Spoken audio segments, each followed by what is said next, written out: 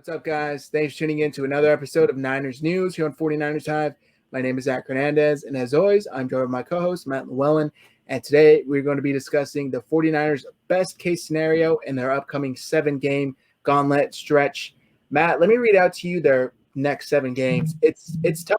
Okay. They start Sunday night at home against the Rams, and then they go on the road to New England, and then after that, on the road to Seattle. And then they come home for a Thursday night game against the Packers. And then they go back on the road for a Saints game. And then they have a bye week. And then after that, they go back on the road to the Rams and then come back home for the Bills for a Monday night game. That is as tough as a 7-game stretch as I've ever seen. What's the best case scenario for them?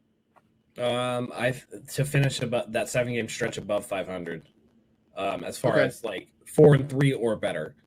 I think they need to come out, and we're going to really see the type of resiliency in this team in that primetime game against the Rams next week. Going to New England, like if they can make a statement there, that gives them momentum going into New England. Although that one's going to be a tough game. It's on the road, and I don't think anybody knows the tendencies and abilities of Jimmy Garoppolo better than Bill Belichick. So Bill Belichick's going to have something cooking to try to stop Jimmy Garoppolo. And so that's going to be a tough game. Seattle is always a tough game, and with the way Russell Wilson's been playing this year, and he looks like he has a real Pro Bowl caliber receiver in DK Metcalf, I think that it's going to be a ridiculously hard game for the 49ers to ask them to go up to Seattle at less than full strength and try to beat the Seattle Seahawks. But after that, they have the Thursday night game against the Packers, and if you can get your offensive linemen sorted with Weston Richburg coming back, and you move that around and you can run the ball, the blueprint is there to beat the Packers. They haven't changed significantly from last year as far as personnel. I think they're a little more comfortable under their coach, Matt LaFleur. I think they've done a little bit better job scoring in the second halves, but the 49ers still should be able to bully that team, provided that they get their line issues sorted out and kind of take them out of the game before Rodgers can get going. After that, it's at the Saints. The Saints just don't look like the Saints of last year. Drew Brees, father time has caught up to him. He looks like 2015 Peyton Manning to me. And I think that father time, it's kind of tapping him on the shoulder, kind of like, hey man, it's over. So that's looking more and more like a winnable game. After that, after the Saints, it's a bye week, correct? Yep. And then we go to the Rams, right? Yep. And so that's another a game that, for whatever reason, this team seems to match up okay with the Rams. So if you can get one of the two, that would be good. And then Buffalo, I think Buffalo is going to be a really hard game to win. They've been playing lights out. Josh Allen looks like he's taken that quantum leap forward in year 3. That defense is really good. Devin Singletary is really good. They have Stephon Diggs this year. I mean, that might be the hardest game out of all to kind of hope to win. So like if you can get 4 wins out of that and come out of that whole stretch, if you can come out of that 6-6 at the end of it, I think that sets them up into, they have a really winnable game after that against Washington. You would hope that they could split with Arizona and Seattle, and now all of a sudden you're looking at 9 wins with a potential for 10 at the end. So yeah, you hope that they can get this done. It's going to be really hard. It's going to show a lot about what this team is and where this team is headed.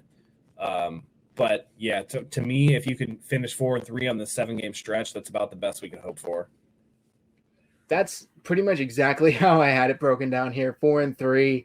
I think it's doable, but to be honest with you, I have no idea what this team is. They don't have any identity.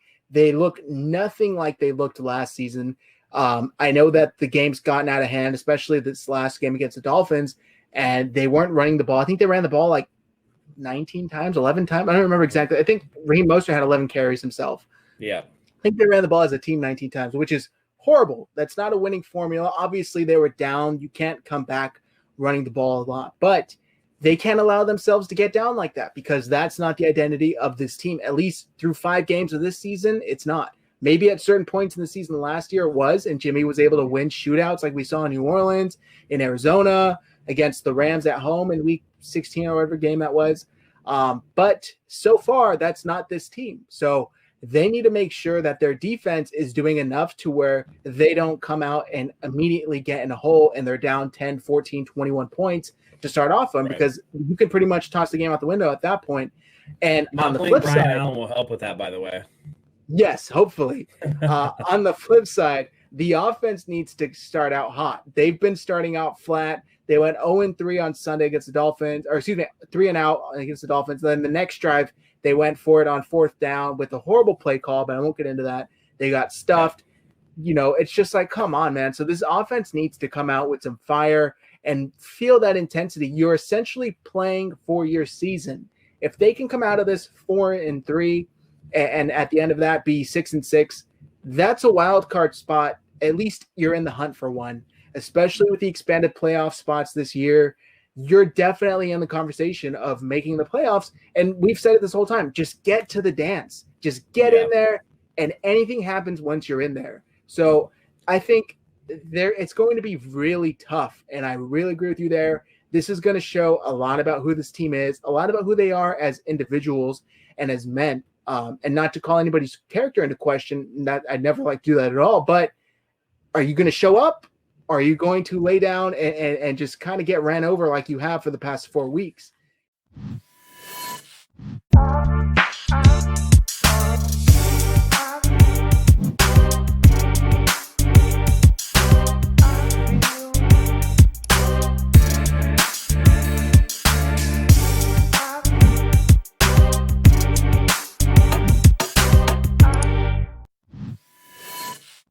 And I think we just did a video on Jimmy Garoppolo. A lot of it falls on his shoulders. Which Jimmy Garoppolo are we going to see? When is he going to be fully healthy again? You know, is the offensive line going to improve? These are all questions that need to be answered moving forward. And I hope we don't learn the hard way that he's not going to get better. The offensive line isn't going to play any better. So it's just tough. But, I mean, what types of games do you think we'll need from Jimmy to come out of that 4-3? Is he going to need to be lining it up, or do you think this is more so the running game? It falls on them more so than Jimmy. Well, I mean, we heard, and it was some slight shade, I think, from both Kyle Shanahan today in the presser and George Kittle the other day. You know, if they have to turn into a passing team, that's not who they want to be. And I think that's a reflection on what Jimmy Garoppolo is. I think that, you know, the dreaded game manager tag needs to be applied to Jimmy Garoppolo, and he just needs to avoid making mistakes. And, you know, when asked to throw, make good throws and good decisions. Beyond that, I think they want to run the ball. You know, I think they want to run the ball. I think they want to, and because running the ball is going to allow you to set up play action and boot actions that are going to make things easier for Jimmy Garoppolo to begin with. So establishing the run to set up the pass is something that this offense has done. And, you know, Kyle said it today, when you turn into a strictly throwing team, he's like, I've always been like more of a run first guy. That's like just how I like to run my offense. And I don't want to be a passing team. So, you know, when you're necessitating the need to throw the ball because you're down by 2-3 scores every game, that's not going to get it done. So you have to come out fresh and hot right off the bat, like Subway bread. I mean, you need to be fresh and hot.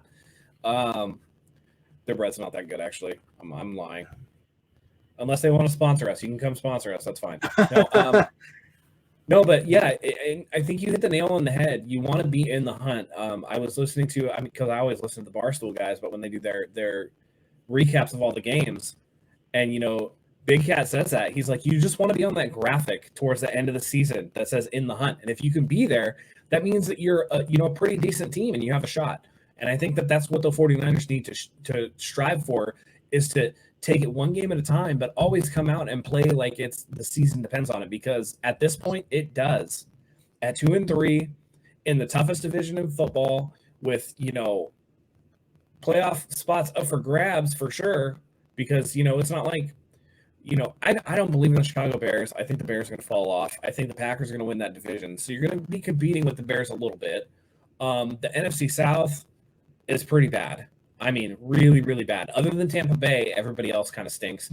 And the NFC least is horrendous. So it's not going to take as much as it is in the AFC, where you have tons of good teams to make the playoffs, but you still need to win games. And coming out of this 4-3 and being 6-6 puts us right there for a wild card spot. It could be a year if everything falls correctly, because there are 7 teams going to the playoffs. If everything can break the 49ers way, I mean, there could be all 4 teams from the NFC West make the playoffs, because the NFC West is that good. So they just have to go out and take care of business and not they can't shoot themselves in the foot like they've been doing. Limit the mistakes, play smart football, play inspired football. And that's all anybody can ask. And if it doesn't break your way, it doesn't break your way. But we can't have 43-17 debacles to the Dolphins, or have your only 2 wins of the season be at the Meadowlands. You have to win games at home. You have to beat the teams that are beatable. You can't be coughing up, leads to the Cardinals like they did week 1. You can't let, whatever his first name is, Fulgham, beat you deep. You can't let Carson Wentz break contain. These are all preventable plays that they just haven't been able to prevent. And it's time to step up, focus on the season. Last year was last year. You're not that team anymore. Okay. You don't get kudos for going to the Super Bowl and losing. You didn't win anything. And you're not winning anything this year until you focus on the games. Yeah. And, looking back to last year and the way that they went into this year, revenge tour, to me, that kind of means we were wronged. We need to get revenge. We should have won. We were better than that team. And although that may be true, what the hell are you doing about it this year? Because they found an answer to beat you. They found an answer, and they found your weaknesses, they being the Chiefs. And you essentially trot out the same players, the same style, the same coaching style, like nothing really changed. And they're surprised that teams are exploiting these same weaknesses. The interior offensive line is shaky. The secondary is exploitable. Teams saw this. When you're one of the 2 final teams in the NFL that go to the Super Bowl, the other 30 are watching you for 6-7 months up until you get to August and September, and now we're in October. There's a lot of tape on them. They know how to beat them. So they need to start getting their head in the game. Yeah, and listen, you could be like, we should have won. Okay, but you didn't. So what are you going to do about it? Yeah. You're going to come into this season feeling you're entitled and you should have won a Super Bowl. You didn't win a Super Bowl. And now the holes that you have that you didn't patch up, and the mental mistakes that you're making that you didn't shore up, now you see injuries actually exposing and exacerbating those problems and making them worse because nobody took the time to shore those up. And we're seeing inconsistent team that makes mental errors, that's been hit by injuries, but hasn't played the way that they played last year, not with the same fire, not with the same hunger, not with the same energy. It feels like they thought that they had arrived and that they were just going to make it back on the virtue of them making the Super Bowl last year. And that's not how it works. And that's classic Super Bowl hangover. And I hate that we have to talk about that. It should have been avoided with this team.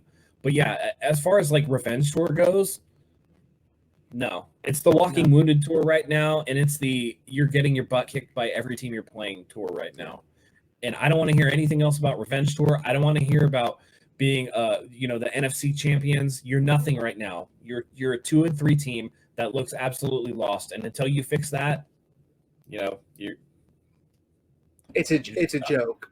Yeah, you're a 2-3 team in last place of your division. You just let Ryan Fitzpatrick light you up, have like a fucking perfect quarterback rating. It was ridiculous. So they need to get it together. Enough with the naming your seasons. 4-9 Bloodline said this in our last live stream. Stop naming seasons. No more Quest for Six. No more Revenge Tour. Go out there and get the damn job done and get back to basics. How about that? Get back to what got you there in the first place. Stop being cute. Stop trying to be show-offy, whatever the hell Kyle's trying to do. Get back to basics. Run the ball. Protect your quarterback and play good defense. And I think if they do that, they'll come out of the 7-game stretch all right and in a position to get into the dance, like we said. But I think that's going to do it for us today, guys. Thanks for tuning in to another episode of Niners News here on 49ers Hive. Make sure you subscribe to the channel for more content just like this. Like this video, share this video, and drop a comment below in your prediction of the 49ers record after this 7-game stretch. Go ahead and click the bell. Turn on your notifications so you never miss a video. Until next time, guys, go Niners.